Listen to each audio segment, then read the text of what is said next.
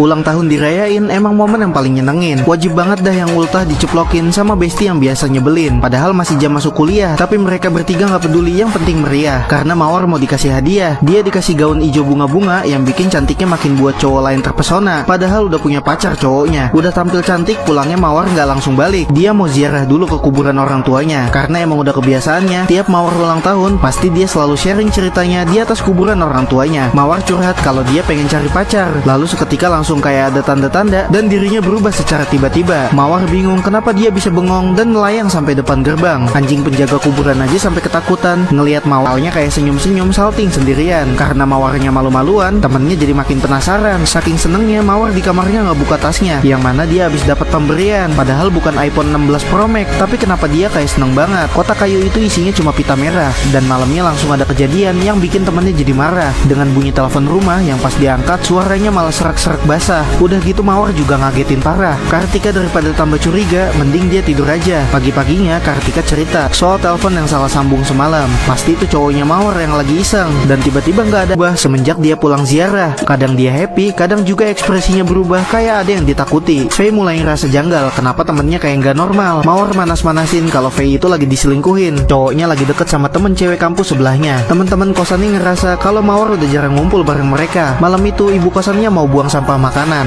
Dia lihat pintu gerbang depan posisinya bukaan, padahal nggak ada orang. Plastik sampah yang mau dia buang tiba-tiba ngebentuk pala orang. Anehnya pas dia buka nggak ada apa-apaan. Gerbangnya juga lagi-lagi kebuka. Makanya ibu kosannya jadi trauma. Mending diemin aja. Anehnya malam itu Mawar ngebuat kopi yang ibu kosannya sendiri nggak tahu siapa yang mau dia suguhi. Kan nggak masuk akal ada tamu yang datang tengah malam. Udah gitu paginya ibu kosannya ngelihat ada bercak sebuah jejak. Cerita kalau abis ngelihat penampakan yang ternyata pacarnya juga sama merasakan. Awalnya di depan kosan ada jejak tapi bukan kakinya manusia. Makanya ibu kosannya curiga. Alex niatnya mau minta jatah ke kamar kos pacarnya, tapi iseng mau ngintip-ngintip dikit ke kosan sebelahnya. Giliran diisengin balik sekilas sama wujud penampakan, dianya sendiri malah yang ketakutan. Gak jadi nafsu ke pacarnya gara-gara keburu gemeteran. Faye ngajakin Mawar buat berangkat kuliah bareng, tapi dia cuma melotot terus nutup pintunya kayak orang nyolot. Mulai deh Faye gibahin Mawar karena dia udah jarang masuk kuliahan. Teman kelasnya juga pada nyariin Mawar, soalnya udah lama gak kelihatan di kampus semenjak Mawar dapat pacar. Mawar makin kesini ekspresi dan sifatnya makin creepy. Malahan ada satu kejadian yang dimana pengen ke Mawar. Makanya Faye nyari tahu siapa sih pacar aslinya Mawar karena sifat sahabatnya berubah pas dia udah kenal sama cowok. Di satu waktu Faye juga nggak sengaja ngerekam suaranya Mawar lagi sama pacarnya. Karena penasaran, Faye mau lihat siapa pacarnya. Dari suaranya mereka lagi berduaan, tapi Faye liatnya kalau Mawar emang lagi sendirian.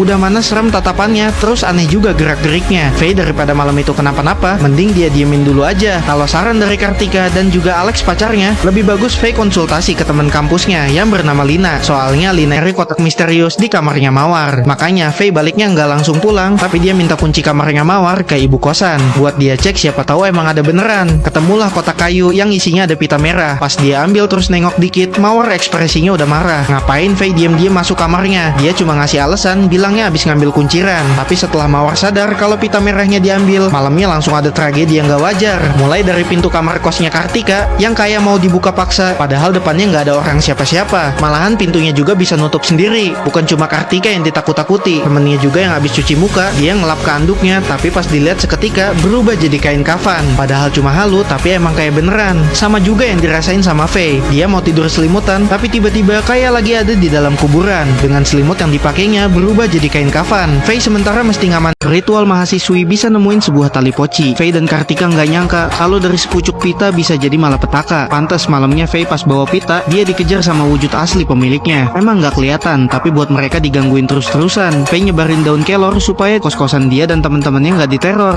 Ibu kosan kebingungan, orang di luar lagi hujan, ngapa malah pada sibuk cerita setan. Ibu kosan ngangkat jemuran sendirian. Udah kelihatan nih ada wujud yang mau nakut-nakutin. Tapi kebiasaan orang Indo kalau begituan malah dikepoin. Belum ditampakin, si ibu udah teriak buat minta ditolongin. Faye, Kartika sama Dona langsung gercep buat ke atas, yang mana kondisi ibunya udah keburu sesak napas. Untungnya aja masih ketolong. Mereka semua nantang mau ketemu sama yang namanya Mas Restu. Mas Restu ini cowok misterius yang datangnya cuma pas tengah malam. Faye dan kawan-kawan nungguin tengah malam sampai ngantuk-ngantukan. Katanya Mawar Mas Restu pasti datang. Gak lama terus mati lampu. Faye sama temen-temennya ngambil senter buat ngecek ke ruang tamu. Faye yang kebetulan sendirian, dia ditawarin duluan buat lihat Mas Restu. Kirainnya pria tampan, ternyata wujud aslinya selama ini emang setan. ketakutan. Gimana Faye nggak refleks ketakutan? Mimin kalau di posisi begini juga udah pingsan duluan. Faye lari terus cerita ke temen-temennya. Mending mereka nggak usah lihat wujud pacarnya Mawar, karena nggak ada yang nyangka kalau Faye masih peduliin si Mawar. Dia nggak mau sahabatnya diculik sama pacarnya. Faye sendirian mau nolongin Mawar, tapi dia nggak sadar kalau Mas Restu juga bawa teman-teman pocinya yang sekarang lagi ada di sekelilingnya. Kalau Mimin yang ada di posisinya bisa kencing di celana. Untungnya langsung disamperin sama Kartika. Mereka berdua pun ngelihat Mawar posisinya udah di luar. Hujan-hujanan, abis itu nggak lama langsung pingsan. Setelah Mawar pun sadar, dia ngerengek buat ditemuin sama Mas Restu. Sampai badannya itu nyerupain poci yang bisa melayang layaknya hantu. Karena kejadiannya udah sampai begitu, Faye sama Kartika minta bantuan ke ibu kosan buat ngehubungin nomor adiknya Mawar. Mereka berdua juga minta tolong ke rumah Lina, yang ketika pintu dibuka, keluarnya malah cowok pacarnya Faye yang ternyata lagi asik selingkuhan. Tapi Faye nggak peduli, yang penting sahabatnya bisa ditolong sama Lina, karena cuma dia yang tahu solusi obat. Nemuin bangke orang dikafanin yang diawetin, tapi bukan pakai formalin. Wujud badannya ditutupin pakai kertas segel yang buat orang kalau mendekat pasti langsung berasa kayak diikat. Padahal nggak lagi main pocong-pocongan, tapi Lina sama kawan-kawan langsung dibuat pose kayak lagi sholat lalu dibuat tiduran. Nggak bakal bisa gerak sebelum tali pocong yang dipegang Faye diiketin kepala pocinya. Semua awalnya gara-gara ritual kecil-kecilan. Mau nolongin temen yang ketempelan sampai bisa punya status pacaran loh sama pocong beneran. Jadi jomblo di dunia ternyata bukan suatu keburukan. Malahan sampai badannya Mawar mau dibawa ke alam yang berbeda. Lina juga dapat tanda-tanda kalau di depan kosannya ada poci yang udah siap mau nyeret Mawar buat dibawa keluar. Untung masih sempat ditahan sama teman satu kosan, Sam jinakin. Singkat cerita, tiba-tiba udah pagi aja. Faye yang jalan ke ruang tamu, dia ngeliat kalau Mawar yang malamnya habis dibungkus kain kafan, paginya login ke akhirat beneran. Tapi kenapa bisa dia juga yang ikut hadir yasinan? Ternyata Faye yang masih nyangkut dalam mimpi. Bangun-bangun dia langsung bingung ngeliat teman-temannya yang pada masih tidur. Mawarnya hilang, terus datanglah adiknya yang bernama Melati. Melati dapat kabar kalau kakaknya baru dapat pacar. Tapi abis dengar cerita panjangnya, dia kayak nggak nyangka kalau kakaknya kena guna-guna. Makanya satu-satunya cara buat mereka semua nyelamatin Mawar, mereka mesti berangkat ke rumah tua milik orang tuanya. Soalnya Mawar dan Melati dulu orang tua biar dapetin sebuah badan buat bahan uji percobaan, ritual pesugihan yang bisa dapetin kekayaan sampai 7 turunan. Makanya Faye dan kawan-kawan mesti buruan buat berhentiin ritual itu. Untung ketika semuanya lagi keikat segel kutukan, masih ada Alex yang datang buat jadi pahlawan kesiangan. Dia ngambil tali pocinya terus diiketin balik ke kepalanya. Lepas dari kutukan, mereka langsung datengin kuburan